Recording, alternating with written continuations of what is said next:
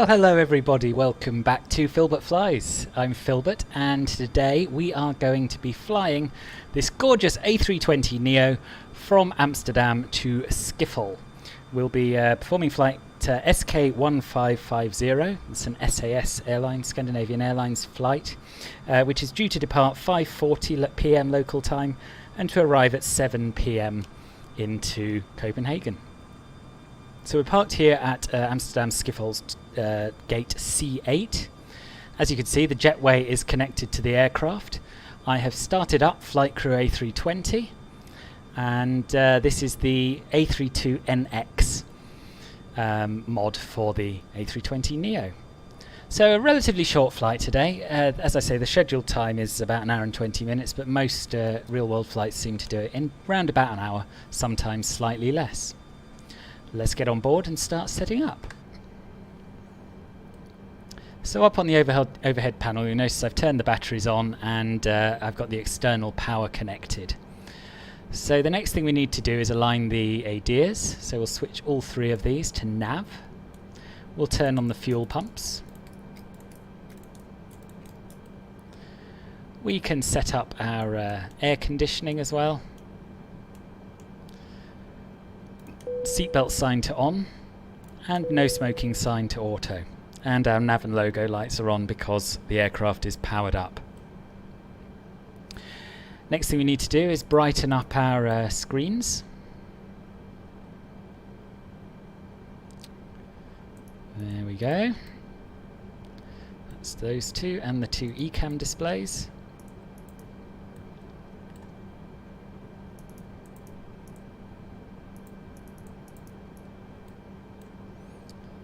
And the FD displays as well. And we'll turn on a little bit of integrated lighting in the panel just to make things slightly clearer. And there we go. Now, while we await the alignment of the IRS systems, we will contact ATC and get our clearance. In fact, we'll get the ATIS first, see what the weather's doing. I did do that earlier, but see if it's changed. Schiphol Airport information, Quebec 1500 Zulu. Wind 050 at 17. Visibility, tree. Sky condition, few clouds at 1,200 feet, few clouds at 4,200 feet, few clouds at 12,300 feet. Temperature, 20. Dew point, 10. Altimeter tree 0.04. ILS runway 6 in use. Landing and departing runway 6. VFR aircraft say direction of flight. All aircraft read back hold short instructions. Advise controller on initial contact. You have Quebec. So we have the Quebec version of the ATIS, and we'll get our clearance. Schiphol ground Scandinavian 1550 ready to copy IFR clearance to Kastrup. Scandinavian 1550 is cleared to Kastrup Airport as filed.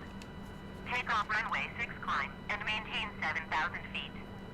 Departure frequency is ONE 21.205, squawk 5331.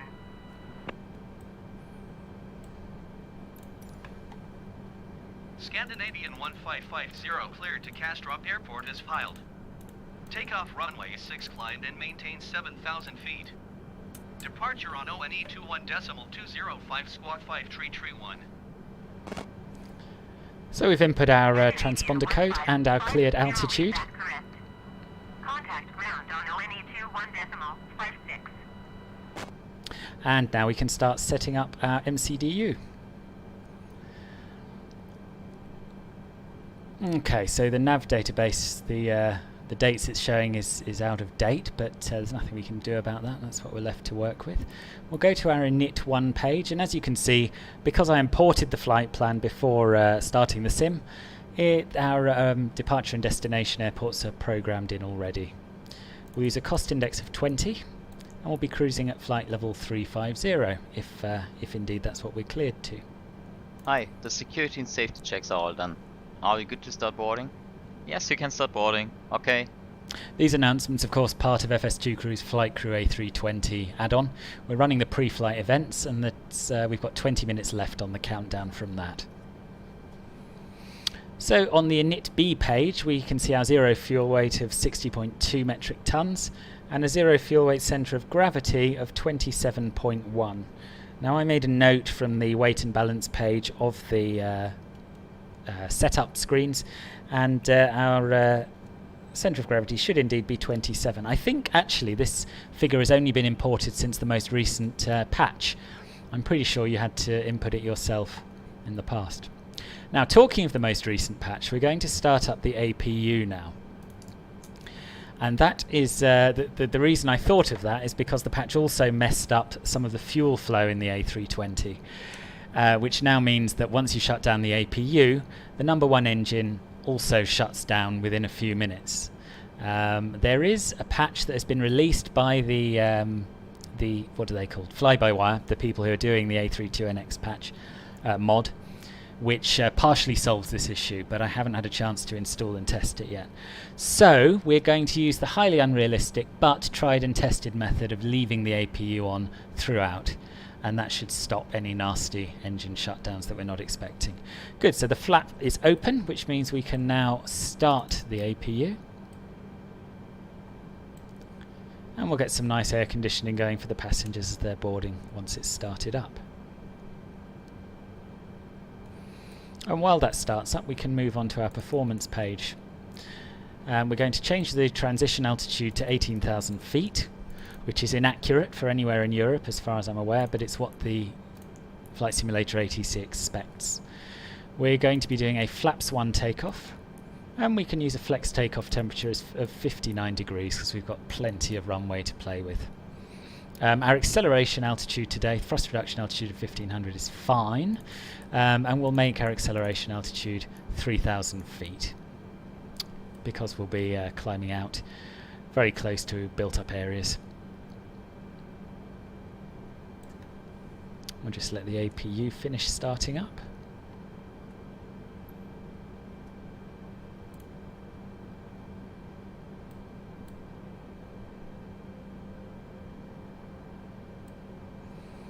And once it's started up, the on light on the start button should change to available.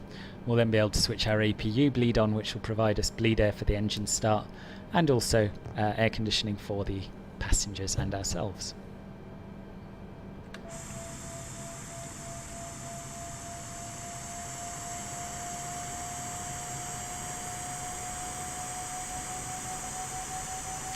So this version of Amsterdam Schiphol is the default Asobo version, handcrafted airport, which is available in the premium deluxe version of Microsoft Flight Simulator. I believe it may also be available in the one down, just the deluxe version, but I'm not certain. I've flown from here a couple of times and it's very nicely done. Not quite up to payware standard, but certainly worth the extra investment, I would say, if it's an area that you like to fly in. Okay, so our APU is available. We'll turn on the APU bleed.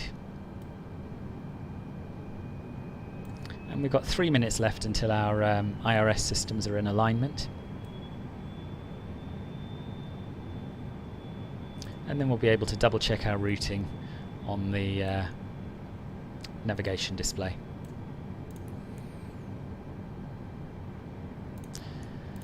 So the planned departure is via the Andy 1 Tango SID off runway 06, which makes sense given the wind of 050 at 17. And we plan to arrive onto runway 4 left at Copenhagen via the Toodle 2 Echo Star. We have had problems in the past with ATC assigning us runways and the aircraft not being able to follow the approach procedures properly. It tends to try and go back to the first waypoint on the approach, even if you've already passed it. So to avoid that, I have actually pre-programmed in the 4 left approach, both in the flight planner and here, of course. So we should have a smoother flight. Because it's a relatively short flight, I wouldn't expect the wind to change significantly between here and in Copenhagen.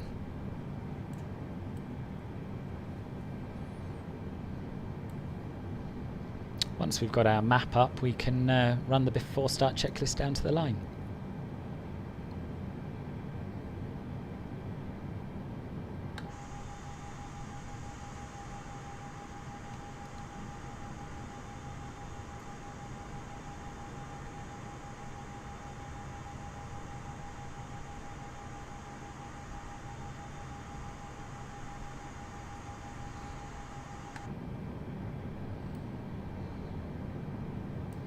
One more minute to go.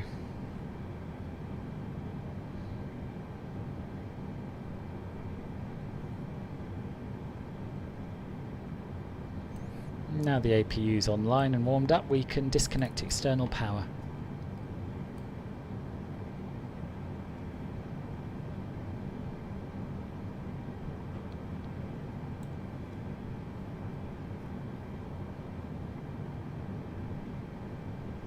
And I'm going to fast forward through the pre-flight events in Flight Crew A320 just a bit. Hi guys, here is the load sheet for you. Thanks. No problem. Have a safe flight. And here's our map. So if we change into plan mode, we can click through the flight plan and make sure that it matches Ladies and gentlemen, a very warm welcome what to we you all. would My name is expect. Sarah and I'm your cabin supervisor on your flight today. We would like to extend our welcome to our frequent flyers and guests from our other international partner airlines. So we can depart as soon as possible, please take your assigned seats, observe the no smoking and fasten seatbelt signs. Only light hand baggage should be placed. Well, that certainly looks as close as Microsoft Flight Simulator's A320 can show us to what I would expect. The arrival's slightly different to the chart, but it certainly looks like we're going to get there safely. We're here to help you, so please do not hesitate Change back to ask ARC any mode. for our assistance. And we'll start our before start checklist. Before start checklist. Cockpit prep. Completed. Completed. Gear pins and covers. Removed. Signs. On in auto. ADIRS. Nav. Fuel quantity. Set. Takeoff data. Set. Baro ref. 1017. Set. 1017. Set. Down to the line. Excellent. So we'll complete the checklist below the line once the door's closed. And we're ready for the off.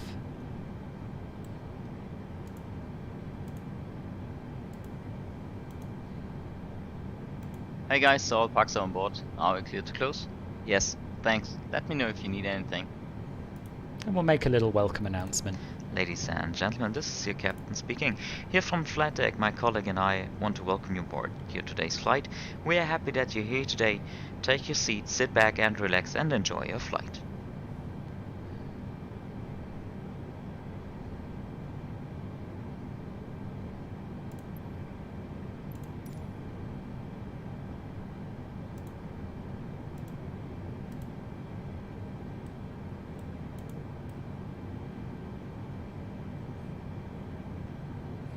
Okay, so boarding's complete. I've fast forwarded the pre-flight events to 0 and the jetway, as you can see, is being disconnected. If we go back to the doors page on the ECAM, we should see that our doors are all now shut, which means we can turn on the beacon light to show that we're ready for pushback, complete our checklist, and then we'll be on our way to Copenhagen. Below the line. Windows and doors. Closed. Closed. Beacon. On. Thrust levers. Double check our thrust levers.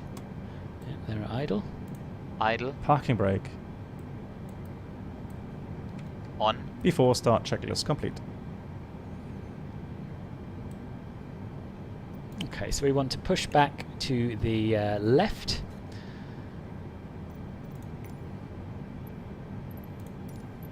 So we use Shift P to start the pushback and have the ATC menu ready to ask them to steer us.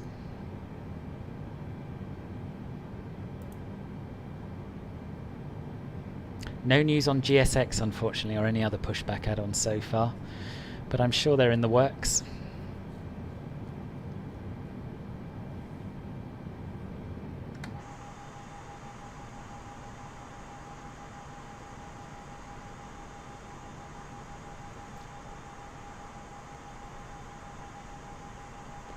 So what I'm going to try and do is start the engines during pushback and nip in and out to try and get the turn at the right time. Starting engine 2.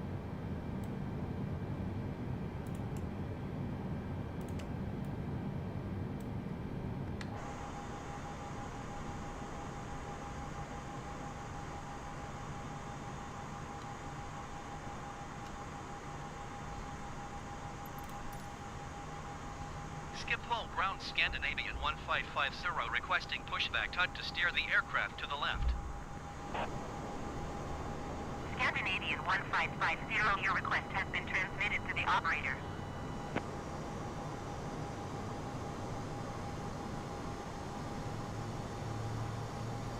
These little jumps you're seeing are because of my track IR. We'll stop the pushback there. I said we'll stop the pushback there. I push Shift P. Schiphol ground Scandinavian 1550 requesting the end of pushback. Thank you. 1550 request to end. Pushback received. Okay, so engine 2 appears to be stable, so we can start engine 1. Starting engine 1. Once again, ladies and gentlemen, welcome aboard. This is your person speaking. Please direct your attention to the cabin crew for the following safety instructions. We will now demonstrate how to fasten, tighten and unfasten your seatbelt. This aircraft has clearly marked emergency exits. All exits are equipped with slides. Floor level lighting will guide you to the marked exits. In the event of decompression, oxygen mask will be released from the panel above you.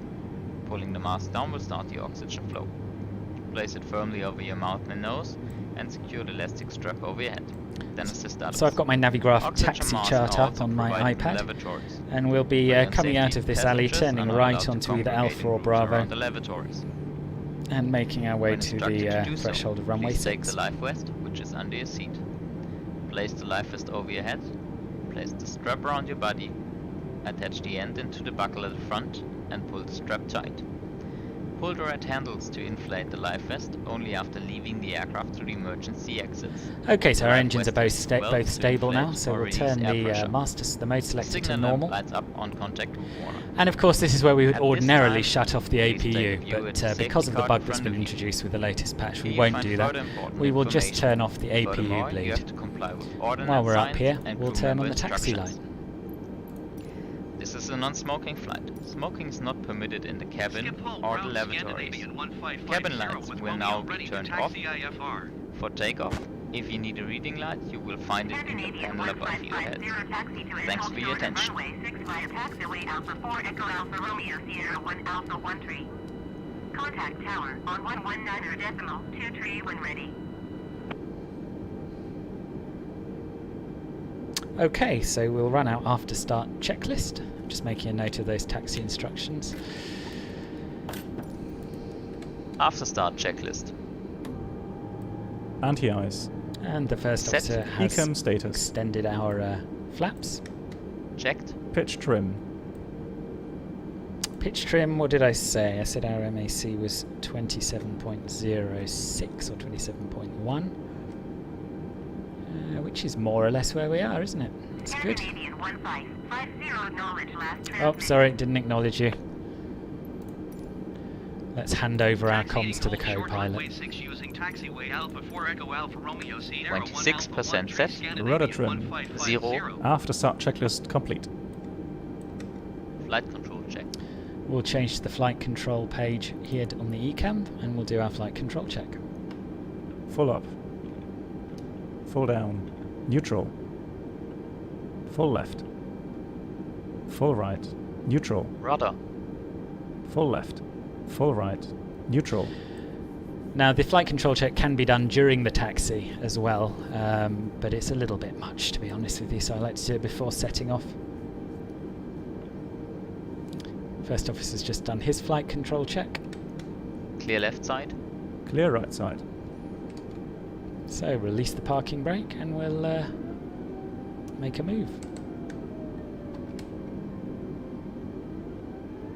We'll do our brake check. Brake check. Pressure 0.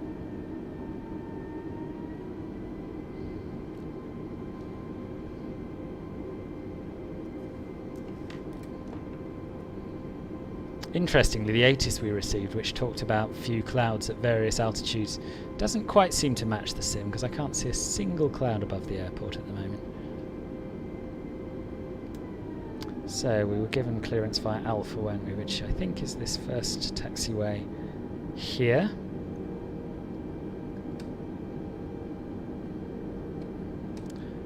And then, yeah, and then Romeo.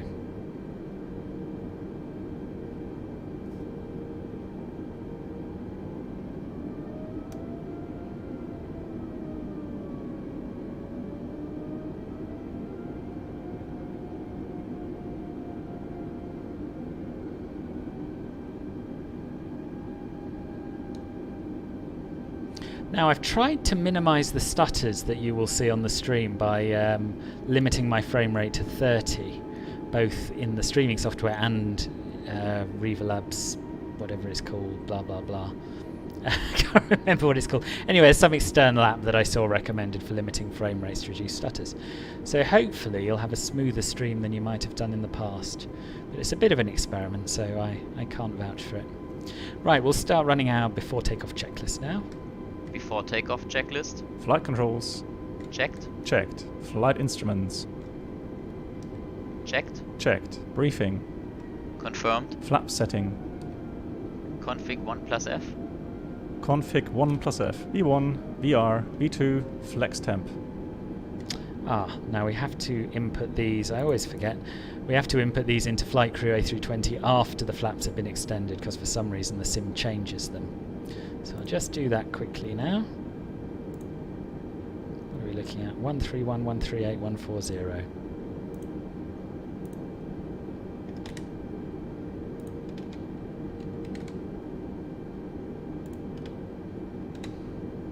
In a lot of FS2 crew add-ons, it's able to read those figures from the actual sim, but because of the SDK limitations, it can't do that in Microsoft Flight Simulator yet. V1 131, VR 138, V2 140. V1 131, VR 138, V2 140, ATC. Set. ECAM memo. Now we don't yet have an ECAM memo. It would be under the takeoff config page, which is in op. I've seen that actually Fly-by-Wire have introduced this page in the latest builds of the A320NX mod, but they're not yet part of the stable release, so I hadn't had a look at them. So this is Romeo that we're joining here. And the runway we're taking off from is this one here, just to our left.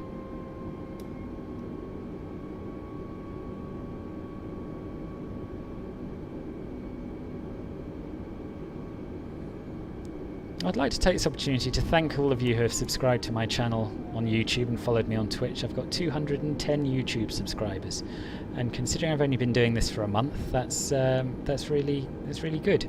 So thanks a lot for your support. Those of you who aren't subscribing yet, I won't labour the point, but you know what to do.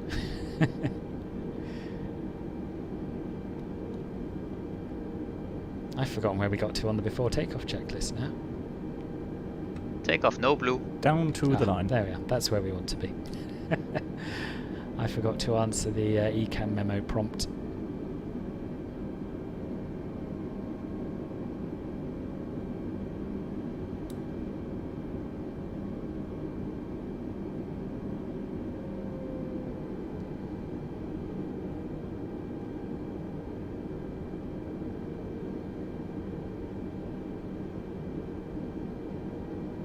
We're actually going to have to backtrack slightly along runway 6, which leads me to suspect that it's probably not used for takeoffs in real life, and they probably use runway 9 in preference. But anyway, that's what we've been assigned, and that's what we'll use. So we'll hold short of it here on this rather steep hill,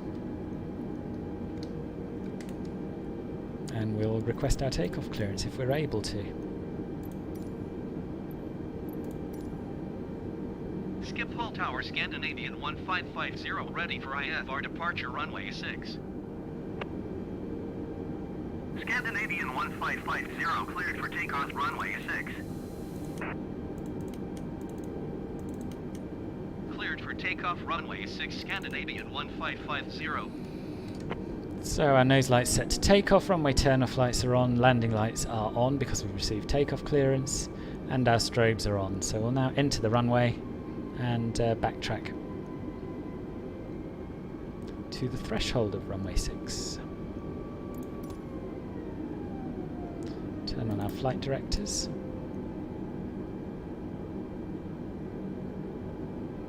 And we'll set our auto brake to max, which I'm sure used to happen automatically, but doesn't anymore.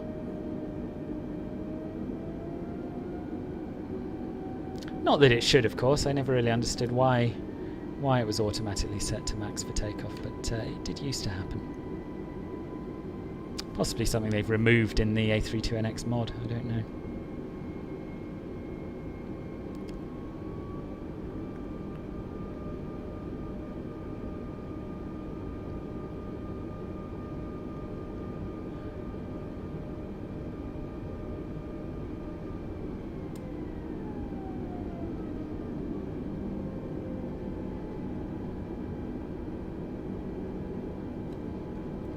Below the line. Cabin crew, be seated for takeoff. Takeoff runway. Confirmed. Confirmed. Cabin crew. Advised. Engine mode selector. Normal. Pax. On. Before takeoff checklist complete. Oh, okay, so there is actually a line for this turn at the end of the runway. It's obviously not unheard of for takeoffs to occur from runway 6.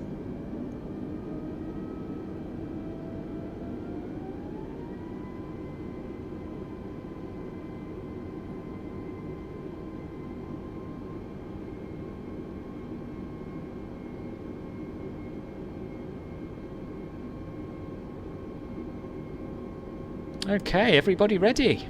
Ready. Ready. Takeoff. Let's go.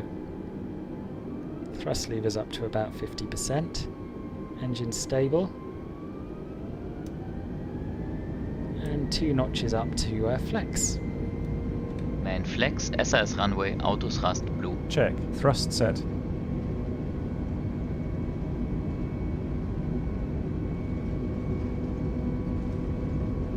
(100 knots). Check.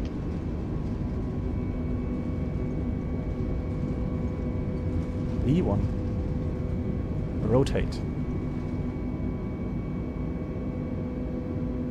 Positive climb. Gear up. Gear up.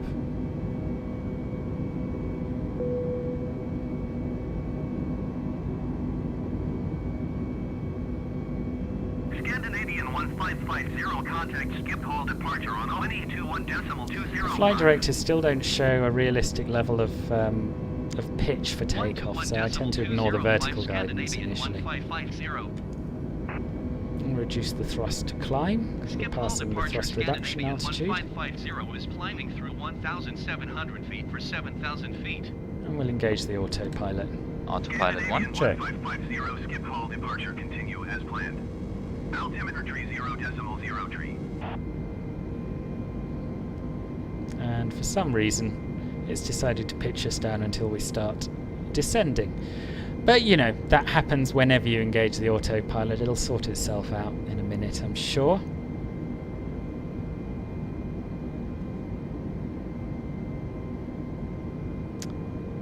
As we pass the S speed here, we'll ask for our flaps to be retracted. Flap 0. Speed checked.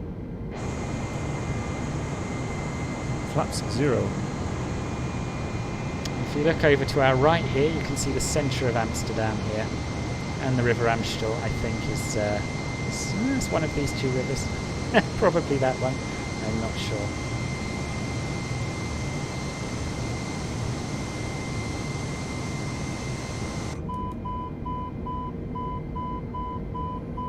Right, why are we... what was that? Overspeed? We're not overspeeding. We have busted through the 250 knot speed restriction, but you know, never mind. It's the aircraft's fault. Right, we'll start the after takeoff climb checklist. After takeoff climb checklist. Landing gear. Up. Flaps. Retracted. Pax. On. Down to the line.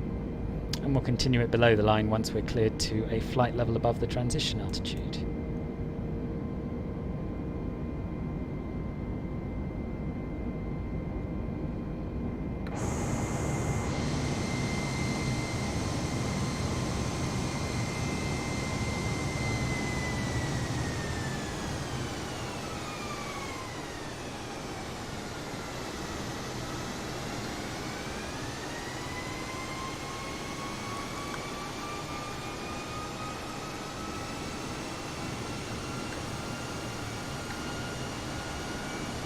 Scandinavian 1550 climb and maintain flight level 200.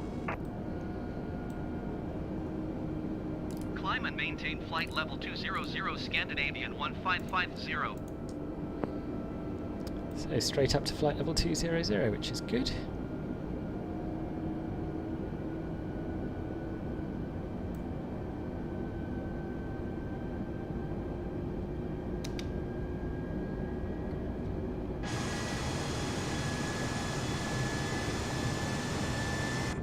So that being the case, because we are going into a flight level, we can set the pressure to standard Scandinavian 1550 contact Amsterdam Center on 119.175. and ask the co-pilot to do the same. Set standard. Standard cross-checked. Passing flight level 085. 1550. Now. Amsterdam Center Check. Scandinavian 1550 is at 8,400 feet, climbing flight level 200.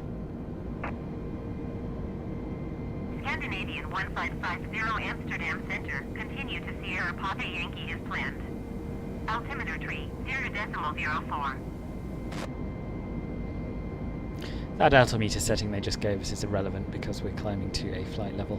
I think whether you set to standard when you're cleared to a flight level or once you're passing through the transition altitude is probably down to airline SOPs.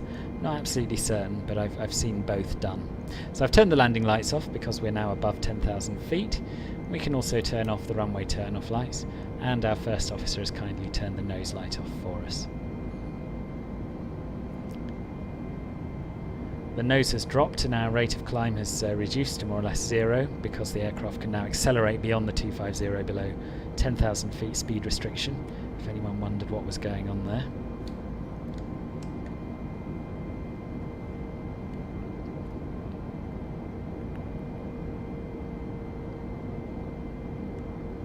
And now we're climbing nicely again.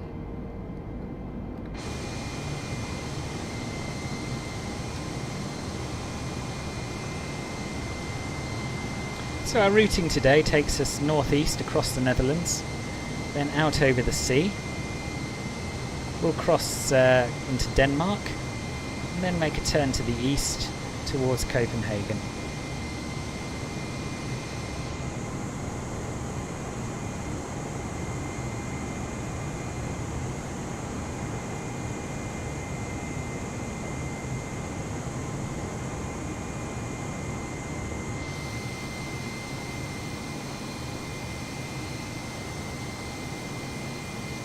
This jumpy track IR thing didn't happen before the update, so I think it might be another little bug. Normally, for those of you who aren't familiar with track IR, you can pause the tracking, which is what I've done, and it'll keep the view basically static, which it isn't doing for some reason. And this is behaviour I saw in the beta build and the alpha builds, but I haven't seen in the release version. So that's a bit of a shame, but it's a minor thing in the grand scheme of things. Descend and maintain 10,000 Doesn't seem to happen in the feet below cockpit. 250. Oh no, tell a lie. Expect ILS runway 6 It happens in the occupied cockpit as well. transition cleared to R-type Finnair 1305.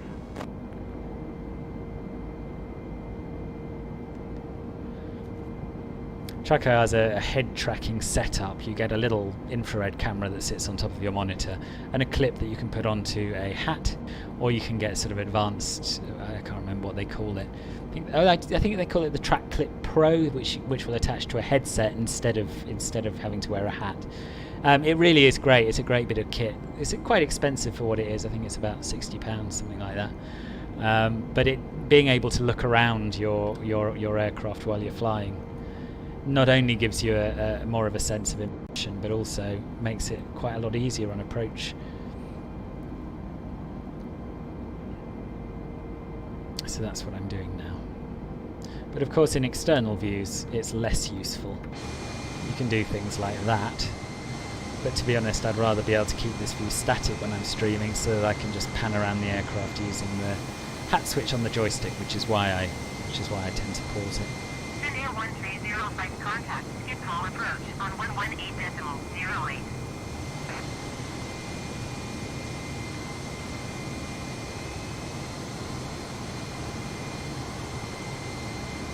118.08 Finnair 1305.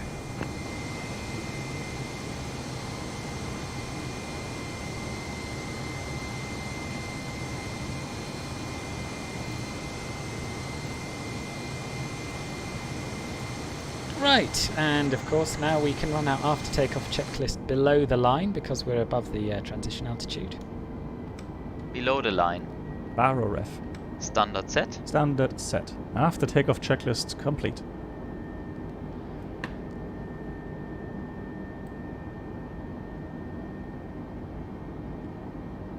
Yeah, I'll submit a bug report via Zendesk after this stream. And maintain flight level 330.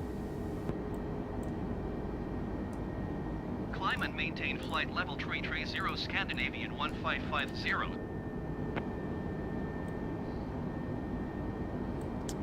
And I think for now I might just close the Track IR software and start it again on approach, because this is very distracting for me, let alone for you.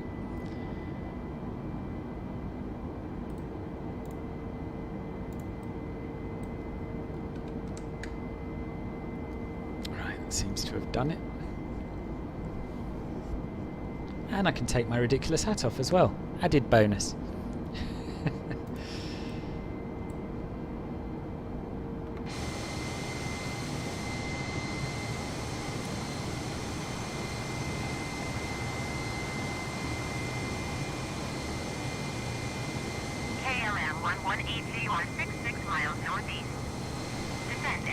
Down here we have the town of Lemmer, Dutch town.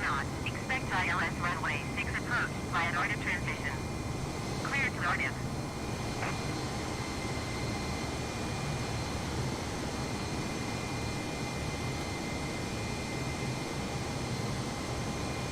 Descend and maintain 10,000 feet. Keep speed below 250 knots. Expect ILS runway 6 approach via Nordic transition. Clear to Nordic KLM 1182.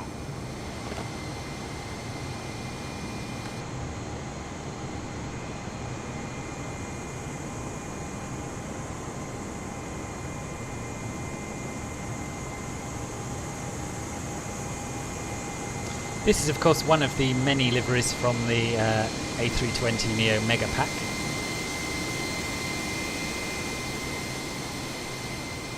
I have to say it's one of the better ones. Nicely done.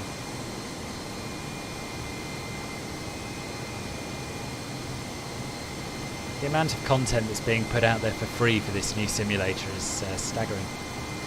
And very much appreciated, so thanks to all those of you who are giving your time to creating things like this.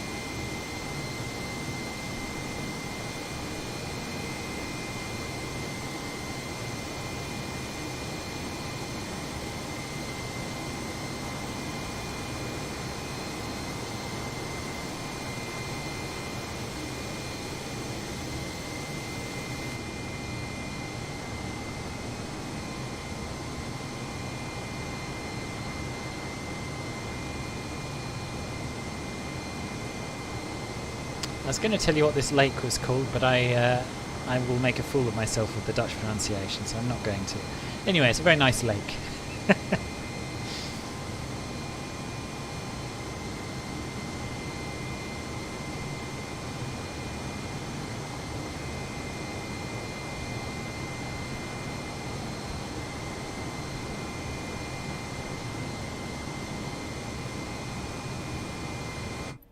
Oops, wrong button, apologies.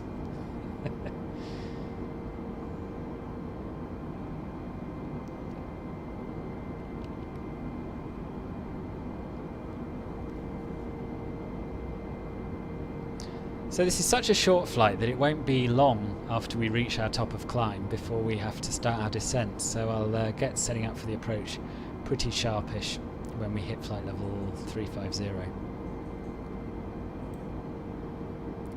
It's not the end of the world if we're not all set up before we start our descent. We've got plenty of time to do it, but it would be preferable, let's say. I don't want... I'm so used to these pages switching automatically that I often forget to do it.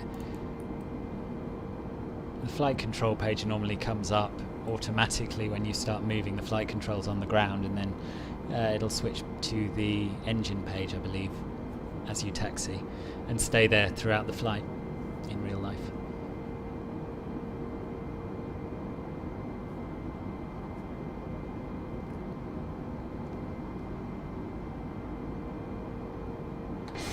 And of course, when I say real life, I'm basing all of my Airbus knowledge on the FS Labs A320 for FSX and P3D, which is a very detailed and accurate simulation of the aircraft. And I can't wait for it to come over here into Microsoft Flight Simulator.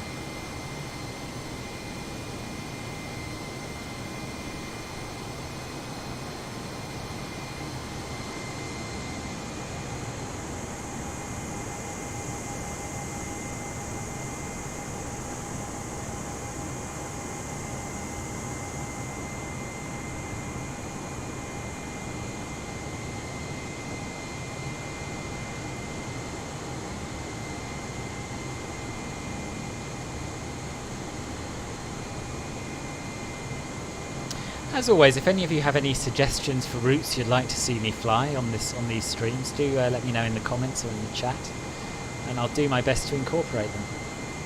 I tend to base most of my routes around either Asobo handcrafted airports or airport add-ons that I've bought, but I'm happy to go for default airports as well. With scenery like this over the whole world, I can settle for a less than perfect airport.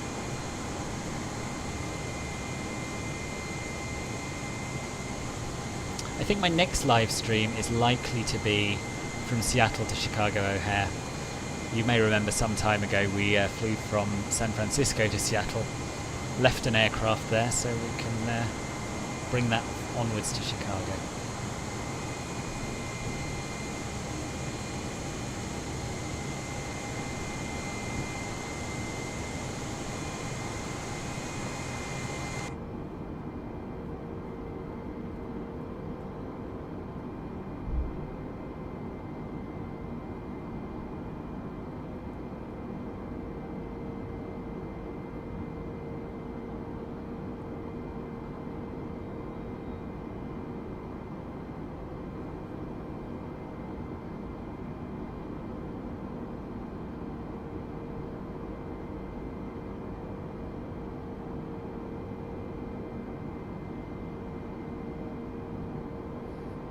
I'm just going to get my approach plate set up using Navigraph on my iPad for our arrival.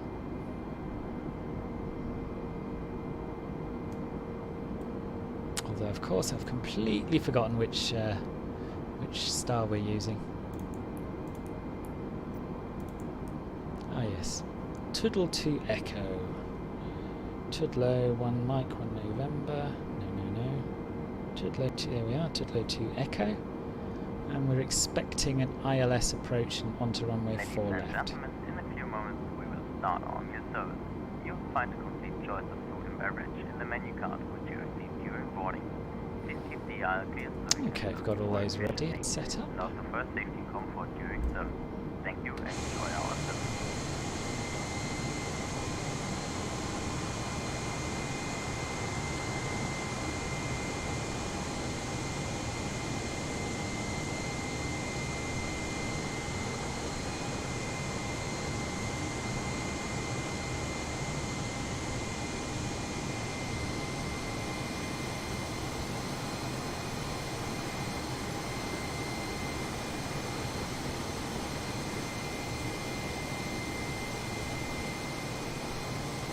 Beautiful day for flying.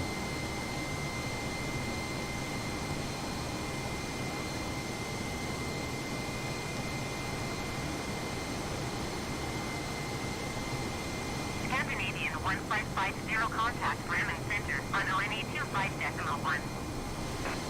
For some reason, the Azure ATC has taken to pronouncing 1 as O-N-E. Don't know why. It's an odd little gremlin in the system, that. Flight level tree 25 climbing flight level tree 30. Scandinavian 1550 Bremen Center, continue to label as planned.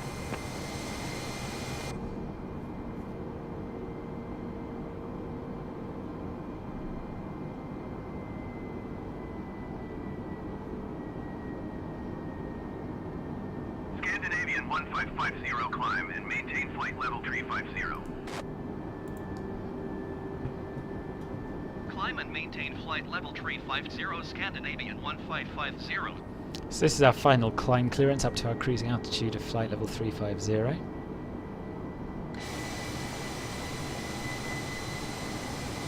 And once we get there we can start setting up for our approach, because as I say, it won't be long before we're starting our descent. In fact, we're about a third of the way between Amsterdam and Copenhagen already.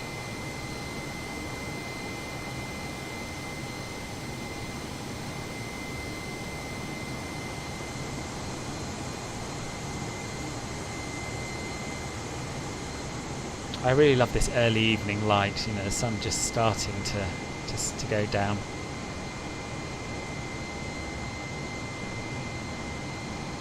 We are of course using live weather, but not quite live time.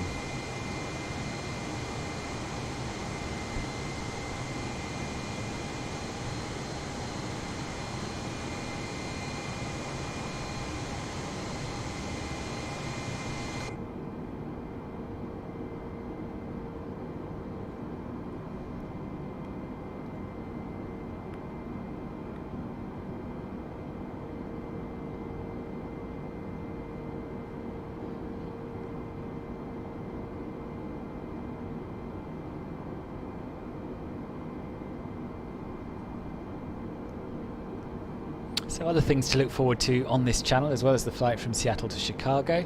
I've got my Bimbles Around Britain series, which I'll be carrying on with soon. Yesterday the day before yesterday we flew from Shoreham to Bembridge on the Isle of Wight. And I'll be carrying on west along the coast when I next pick that up.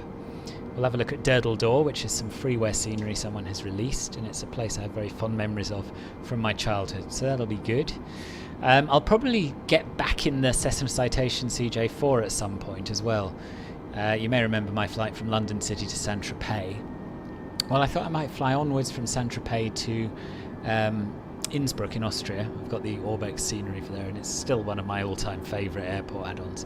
So that should be exciting, an interesting approach with an aircraft that doesn't quite fly as it ought to. And of course plenty more of these airliner streams where this one came from. So do turn on the notifications if you want to be the first to know when I go live or release another video. Right, I'm going to hand over control to the co-pilot and we'll start setting up for the descent and arrival. You have control? I have control. So we've already decided we're going to set up, we're expecting an ILS 04 left approach, either Didlow to Echo arrival. So we need to go over to our performance page and fill in the approach details here. And to do that I'm going to look up the weather that's currently, the real weather at Copenhagen, EKCH META, and we will hope that the in-sim weather is at least approximately the same. So the QNH in Copenhagen at the moment is 1023. The temperature is 15 degrees Celsius. And the wind is 030 at 5.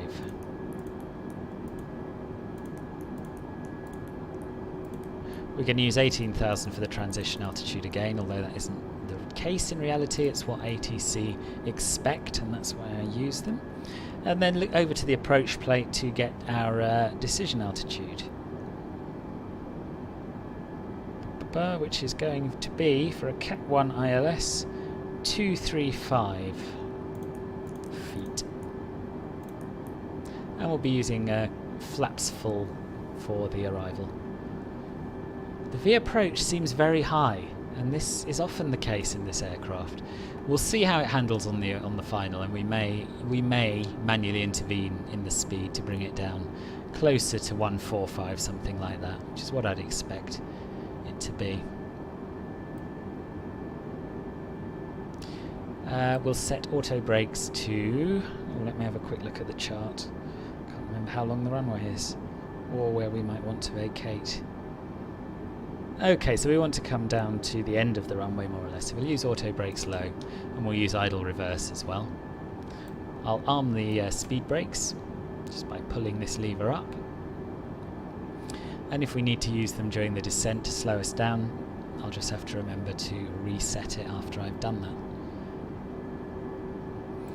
And that's about it. So I'll hand back control, well, take back control from my co-pilot. I have control. You have control. And the next time we'll be interacting with Flight Crew A320 will be after we cleared to an altitude below the transition level, and we can start our approach checklist.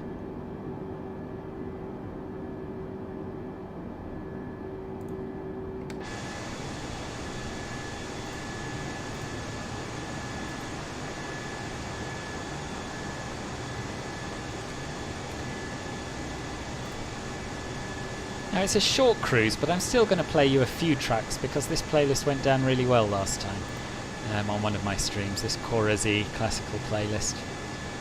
Enjoy the views, and I'll speak to you shortly.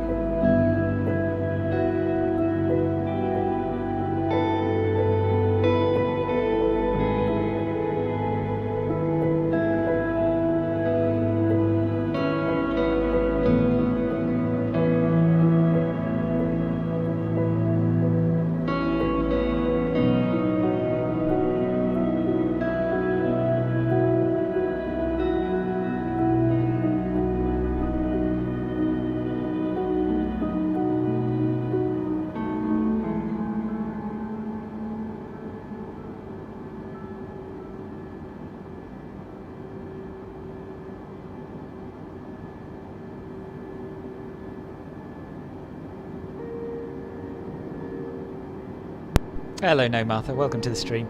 The A320 mod makes a huge difference, I have to say. Before installing it, this aircraft just shot off like a rocket on takeoff. It doesn't do that anymore. It climbs much more realistically. In addition to that, you've got features enabled such as the IRS system, these knobs for the air conditioning work, which is, you know, not that important, but nice to have. The APU behaves more realistically when you start it up. You have to wait for the flap to open, and it takes a realistic amount of time to spool up. So yeah, I'd recommend it strongly, and that's really only just scratching the surface of it. You have additional pages down here on the ECAM displays. Bleed systems modelled. There's a lot missing still, but they're adding to it all the time, and most of these pages were inoperative in the default model, and now they are operative. So yeah, it's really good.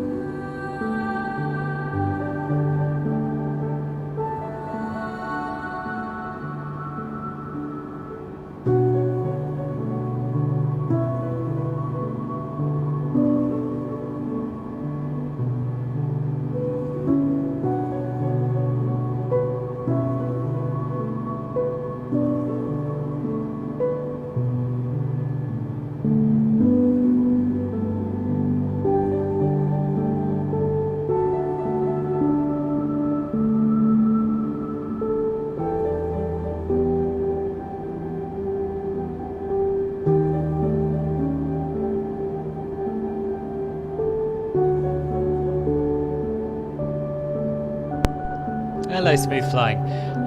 Personally, I'm not a huge fan of X-Plane. I never have been. I've never enjoyed the way the world looks in it. So I come from a Microsoft Flight Simulator background. I flew FS95 through to FSX and now this, as well as some of the P3D versions. I think it depends what kind of flying you're doing. If you've got default X-Plane 11, then I definitely think you should switch to Microsoft Flight Simulator. I think it knocks the socks off it. If you've got loads of add-ons in your X-Plane 11, you've bought loads of high-quality aircraft, airport sceneries and that sort of thing, then it might be worth waiting a bit. And it also depends how much you're enjoying what you're doing. If you love X-Plane 11 and it does everything you want it to, then save your money.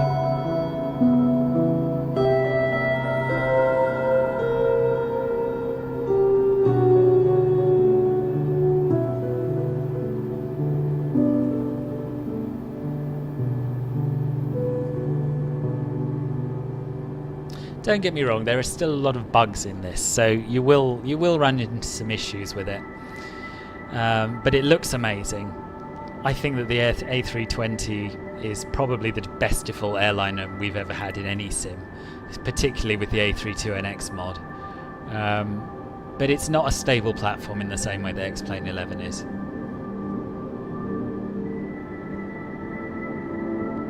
You can always try it out with Game Pass. I think they're still doing their trial for, is it $1 a month or $5 for the first month, so you can download it, see what you think. If you like it, keep it. If not, go back to X-Plane. You haven't lost much.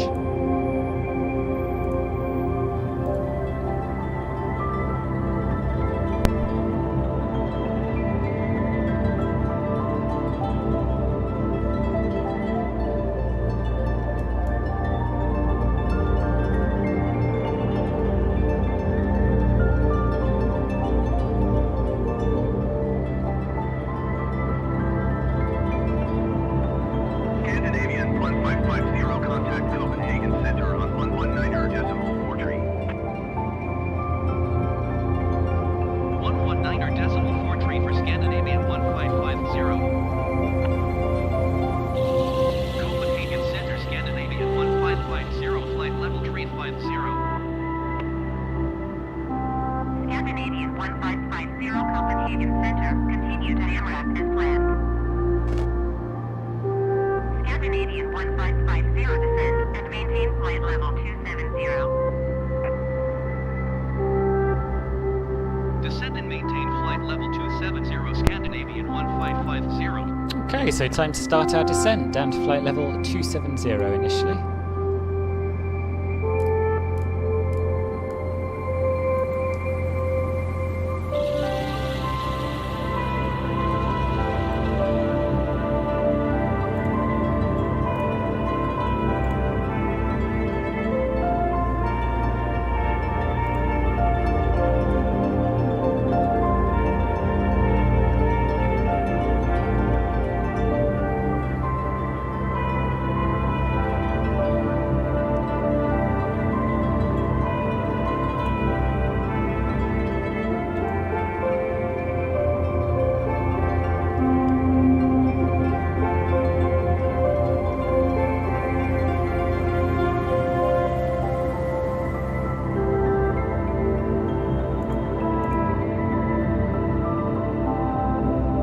Scandinavian 1550, please expedite your descent to flight level 270. Yes, it is descending very slowly. I don't know why. Let's try selected altitude mode, and if not, we can dial in a vertical speed.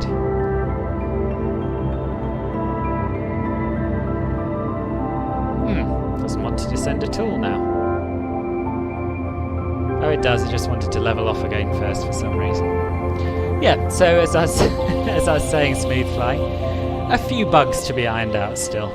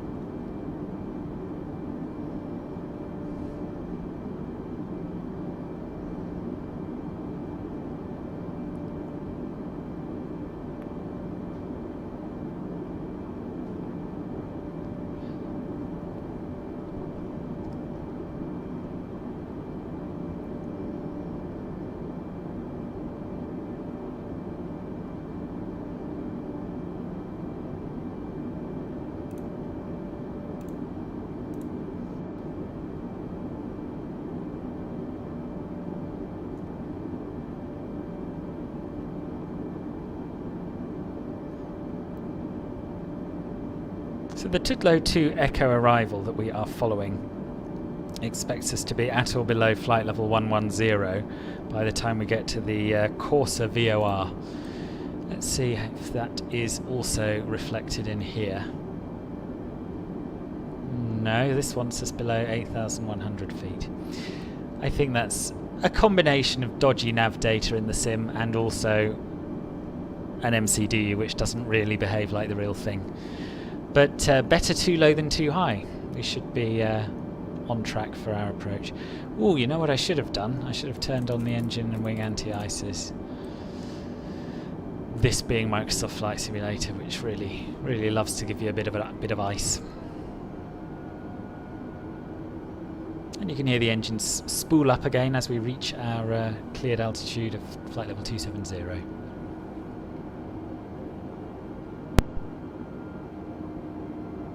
Scandinavian 1550 descend and maintain flight level 190. Down to flight level 190. 190 Scandinavian 1550.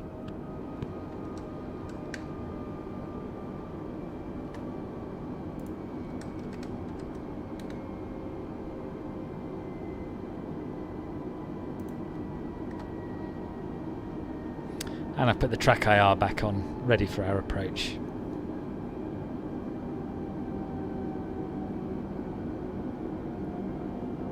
I'll recheck the weather for Copenhagen Kastrup, just to make sure it hasn't changed too significantly.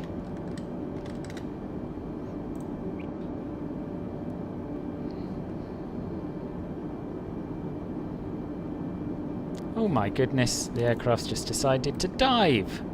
What is going on? Must be icing, but we've got our anti-ice on.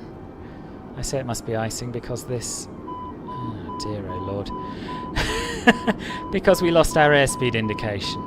The probe window heat should be on automatically. If it's blank, it should be operative. But we'll turn it to on, and we will try and lose our airspeed quite rapidly.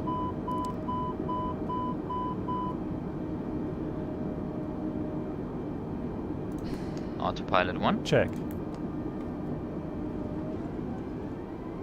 Go back to the climb thrust, turn on our auto throttle, and get it to descend to 19,000 feet. Well, sorry about that, everybody. I turned away to have a look at the weather. Suddenly the plane was in a nosedive.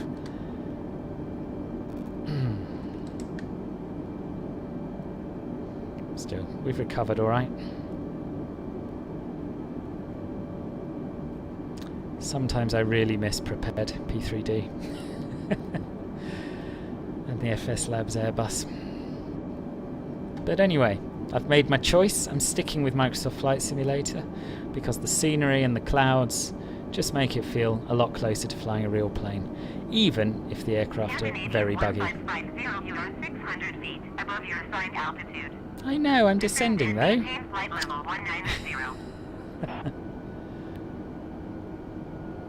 Descend and maintain flight level 190 Scandinavian 1550.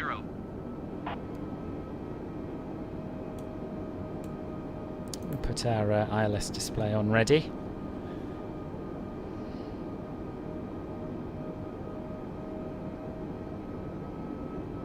Scandinavian 1550 descend and maintain 5,000 feet. Descend and maintain 5,000 feet Scandinavian 1550. So we'll give it another chance to descend properly in managed altitude mode. It should give us a reasonable rate of descent.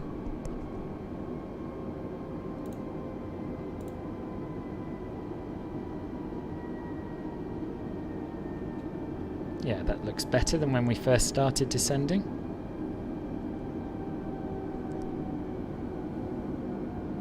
The thing is, I'm not entirely sure how much of what we're seeing has been broken in the most recent patch, how much of it was already there, how much of it might be related to the new patch not being fully compatible with the A320 mod. Everything's in a bit of a state of flux at the moment with this sim, and I look forward to it settling down. Okay, so as we've been cleared to an altitude and we've passed our transition level, we will set the pressure to the local setting, which should be 1023.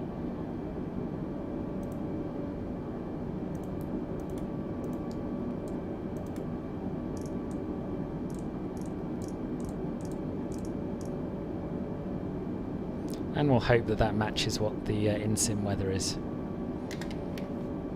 1023 set. 1023 set. Passing 15,300. Now. Check. And we can run our approach checklist. Approach checklist. Briefing. Confirmed. Ecam status. Checked. Baro ref. 1023 set. 1023 set. Minimum. Engine mode selector. Normal. Approach checklist complete. Good, so now we're ready to start extending our flaps as we get a bit closer.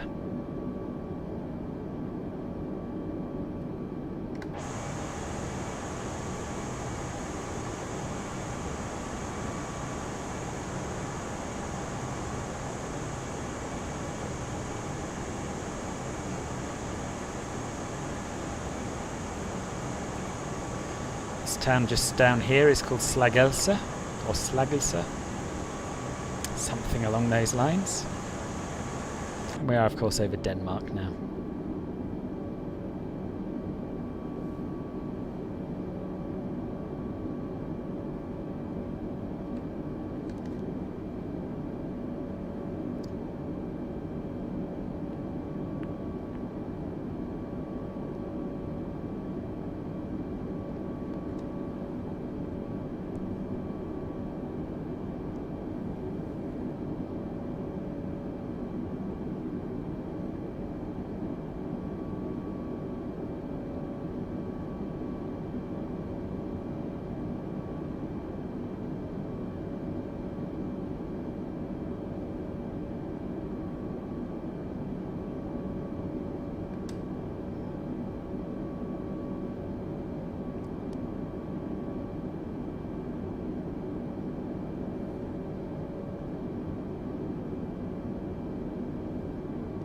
And gentlemen, we will be arriving at our destination shortly. We will be coming through the cabin again in order to pick up any remaining glasses, bottles... So we've again busted the 250 knot speed restriction, and the aircraft has pitched up to reduce speed just 300 feet too late. Please switch off all electronic devices and stow them into your hand luggage. Please be careful while opening the overhead head tracks. Your luggage may have shifted during flight. Check that your seatbelt securely fastened, bring the backrest of the seat and tips in upright position. If you've booked on connecting flights, please contact our ground staff or take a look at the information. Scandinavian 155, 043, 8 miles west. Thank you for your cooperation. Maintain present heading and altitude. Expect ILS runways 4 left approach via Kilo Alpha Sierra transition. Clear to Kilo Alpha Sierra. I don't want the Kilo Alpha Sierra transition, but we'll get to that in a minute. I just remembered that on add-on sceneries the ILS isn't automatically tuned in, so I'll tune that in now. And we should actually be on course to intercept the localizer now. So we will see if that comes to light. And I'm going to ignore the ATC. Basically, the transition they've given us is to basically fly to the airport and then circle to land, and there's absolutely no need to do that. That's not what we were planning. I'll try and request an alternative from them.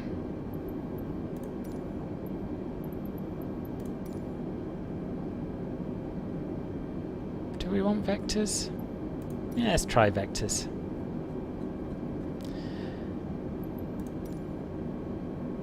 Scandinavian 1550 would like ILS runway 4 left approach vectors to final.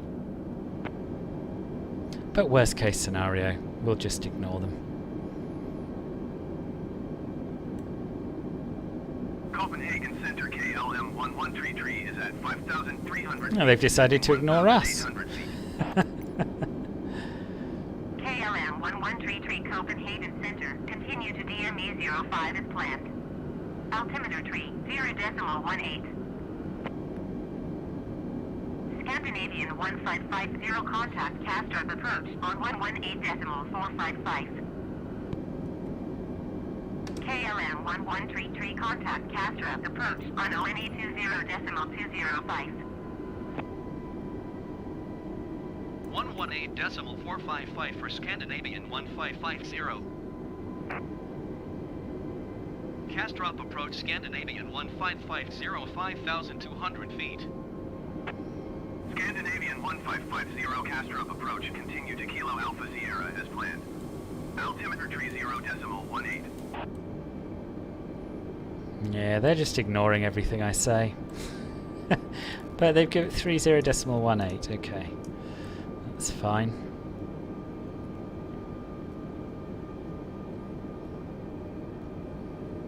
So welcome to those of you who have just joined us. We're having some shenanigans with the ATC who want us to fly the Kastrup transition to the ILS 4 left approach here at Copenhagen.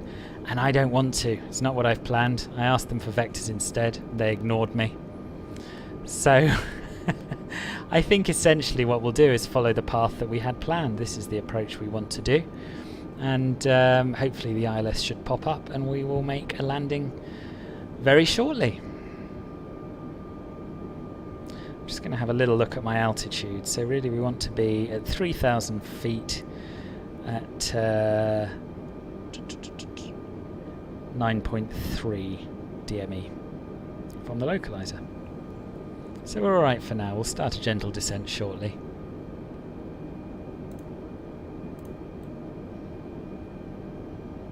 I tell you what, the second there's a decent ATC add-on for this sim, I will be snapping it up.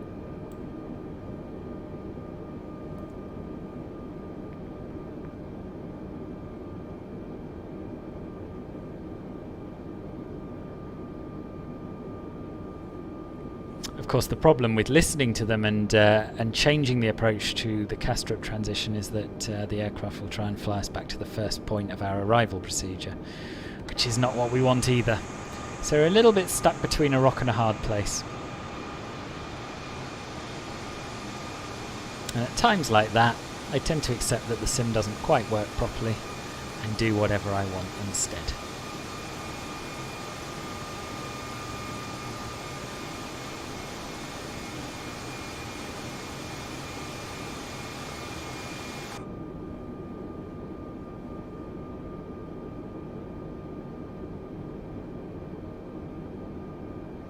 Right, I'm going to start a descent to 3,000.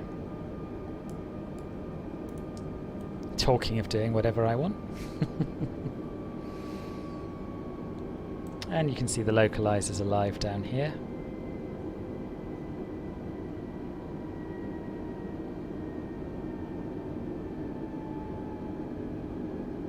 And once we get to 3,000, we'll activate the approach mode and start extending our flaps on schedule.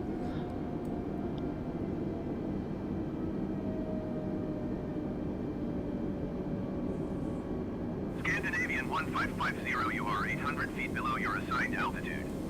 Climb and maintain 5,000 feet altimeter, tree 0.19er. No. No, I shall not. Let's detune our comm frequency and go silent.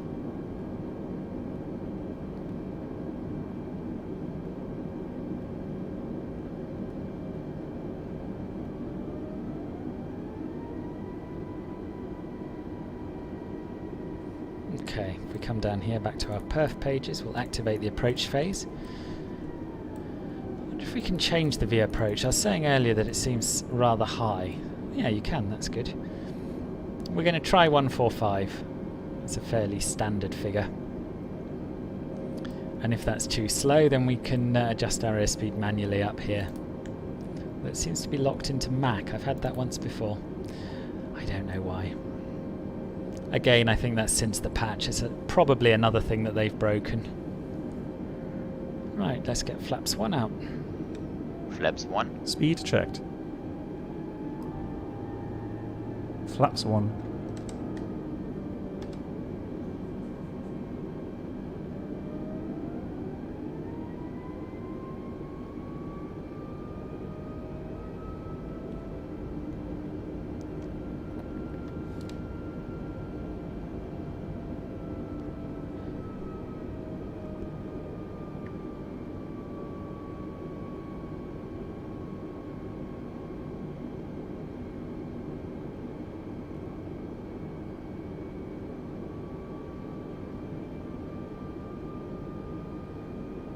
And as soon as, I mean, in a real aircraft or in a more in-depth sim, you would engage the approach mode now, and it would intercept the localizer as and when we cross its path. In this simulator, however, that can cause weird behaviour. So once this diamond starts moving across, we'll arm the approach mode then.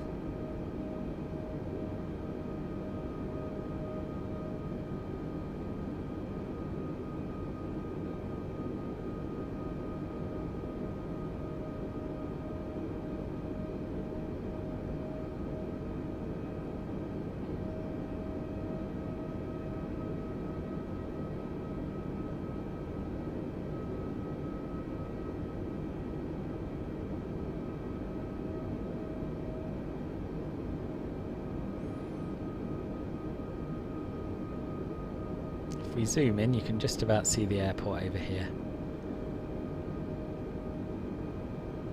Beautiful sky colours, aren't they?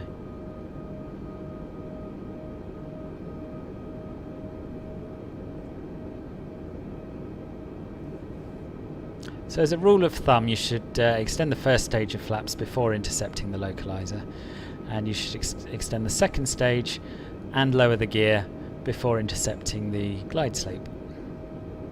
This, of course, being the localizer, this being the glide slope.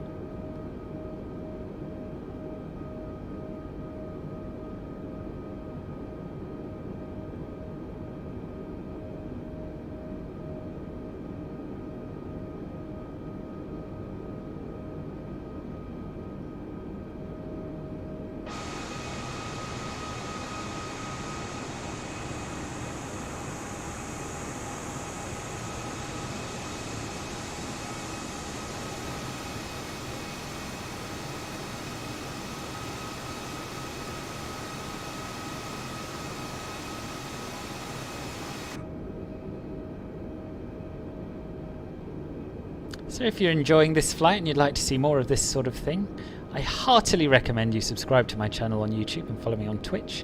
As well as these airliner live streams, I'm doing a VFR series around the UK called Bimbles Around Britain. I'm doing some flights in the business jets, and I'm also releasing the odd review of commercial airport add-ons. So if any of that tickles your fancy, do click the subscribe button, please.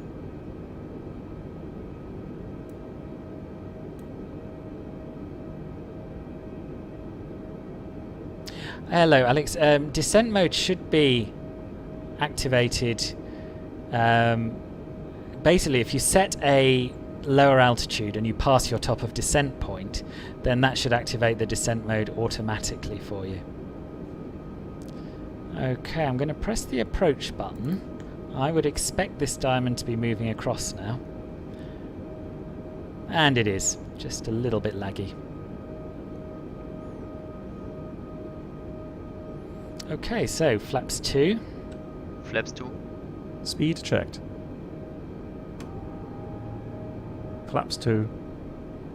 Gear down.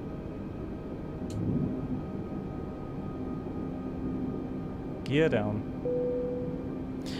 And you can see what mode you're in. If you go to the perf page, Alex, then it'll default to whichever mode is currently active. So once you pass your cruise mode, you won't be able to access that page anymore, just as I can't access anything before the approach mode. So that's how you'll know. But this aircraft is a little bit buggy, so I can't swear that it'll work exactly as I say. I'm basing a lot of this on my experience in the FS Labs aircraft in P3D. Hello, hey, it's Napster. Ooh, Frankfurt to Incheon. I would love to do that. The issue I have is that the 787 and the 747 run really badly on my system, and they're so buggy that I just haven't been able to complete a successful flight in them. I do love long hauls, but I need a working aircraft. Flaps 3. Check the speed. Oh, I always get this. It doesn't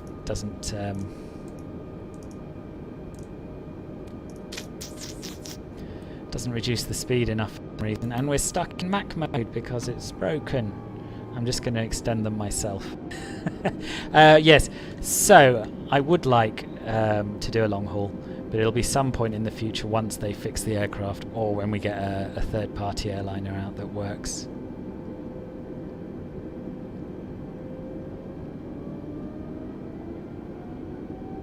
Yeah, Alex, that is how it should work, yes.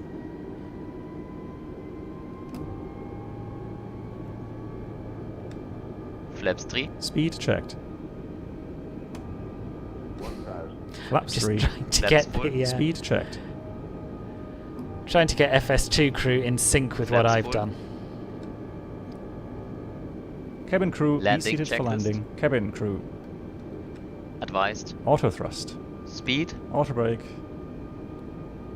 Low. ECAM memo. Landing no blue. Landing checklist complete. Okay, I'll take manual control of the aircraft. I'll have a proper read of your messages once we're down on the ground. Thanks, Harry. I will do my best. We don't get a minimums call out, but it was 200 feet, give or take. 400.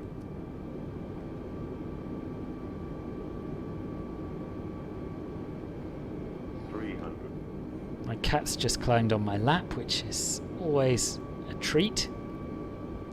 But not so much when you're trying to land a plane. Continue. 100. 60. 50. 40. 30. 20. Retard 5. Spoilers. No reverse, engine 1 and 2. Decel. Reverse idle.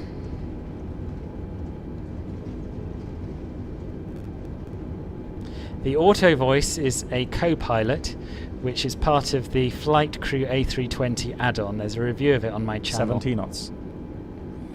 Thrust idle, manual braking, and we'll exit the runway on this high-speed taxiway here.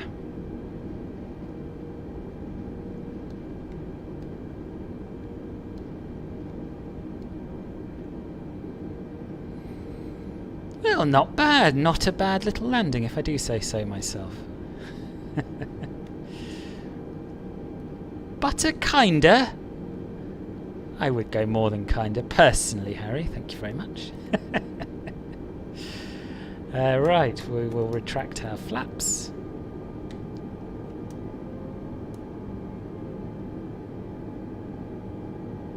Ladies and gentlemen, just landed at our destination. Please keep your seatbelt fastened until you reach the final Turn off our landing lights. And the fasten seatbelt signs above you switched off. Thank you, Herr Snapster. Glad you were Be impressed. careful to avoid luggage falling out and also refrain from smoking. Turn off the in strobe. Designated smoking area in the terminal building.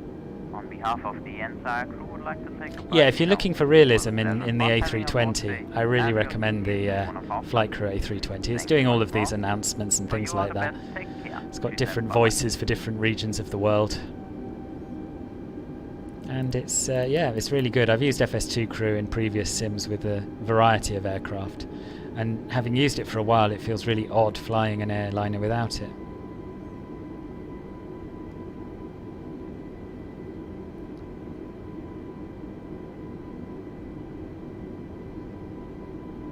So we are going to taxi now to gate B4, which is where the real flight parked a couple of days ago.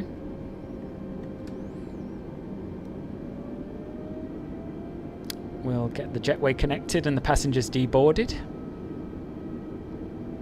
and then we'll call it a day. So again, I'm looking at my Navigraph charts to work out where I'm going. So we're going to come to the end of this taxiway, we're going to cross another runway, and then turn left and right.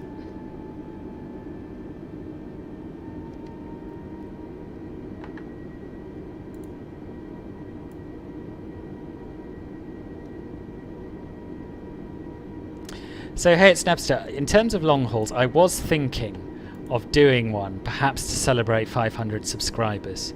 And my hope is that there'll be a few more patches out by then, which will make the 787 flyable, and the 747. And I will certainly consider Frankfurt to Incheon. That would be a good route.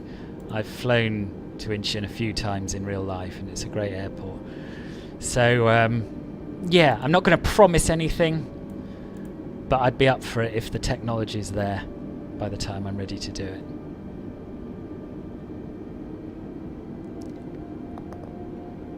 This is, of course, FlyTampa's Copenhagen scenery, which I did a review of a little while ago, and it's a very impressive scenery. No, I just have the one monitor, Alex. I have sort of hashed together something with my iPad, which is called Duet. There's an iPad app called Duet. It's about £10. You plug it into your computer, and it makes your iPad act as a second monitor. And it worked really well, but I started having performance issues with it. And I was getting all kinds of stutters, not just in the sim, but all over my desktop, so I stopped using it. I just don't have space for a second monitor, really.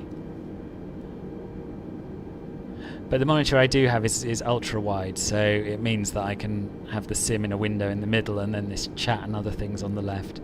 So it's not too bad.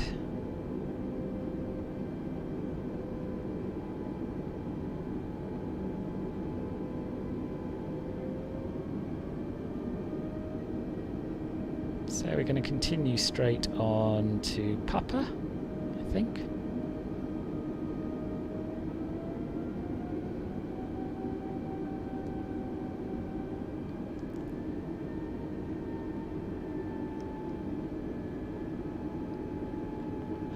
For taxi pass, I actually use my iPad just as an iPad, so I've got Navigraph charts on there. And that tells me what I'm doing. It does mean I have to look down, which is why you get the view changing periodically if I forget to pause track IR.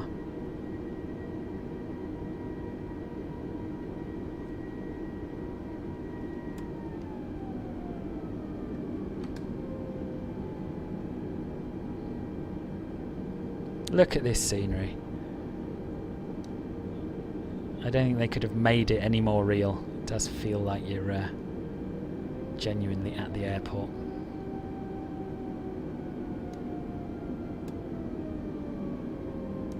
So we're going to make a left here and then an immediate right, and our gate's just down here.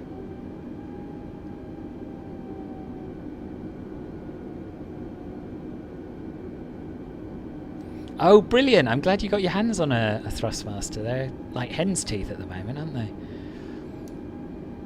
I think that Airbus side stick is exactly the same as the one I use. Mine isn't in Airbus colours, but they look very similar, and I've been very happy with it for years.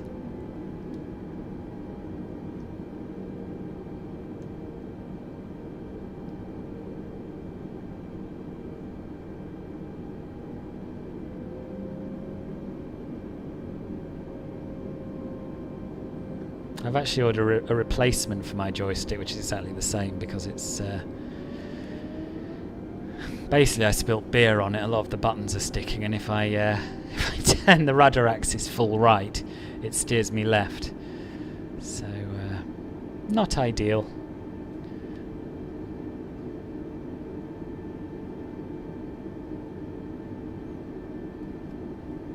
After landing checklist. Flaps. Retracted. Spoilers.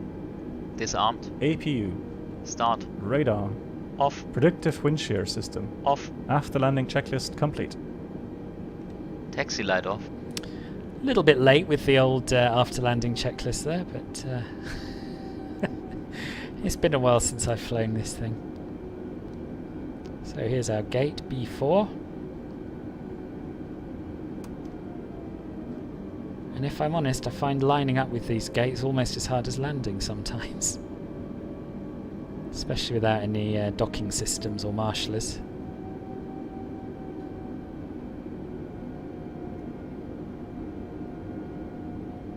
Well, that doesn't look too bad, does it?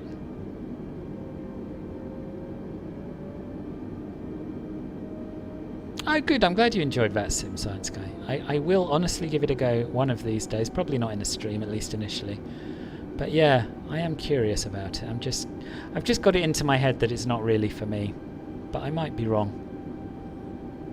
They say you should try anything once, don't they?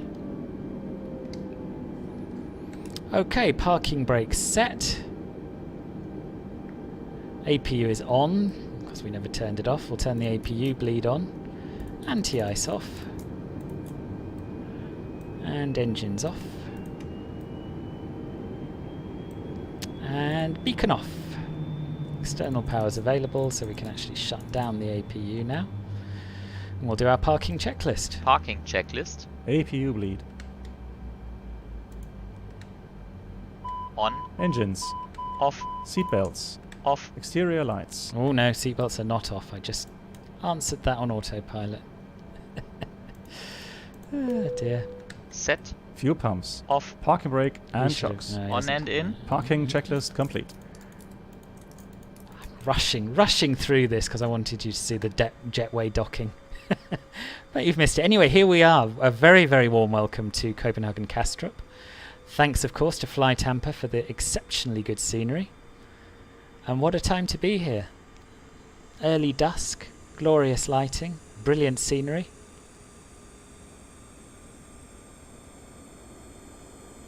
And I hope you've enjoyed the flight as much as I have.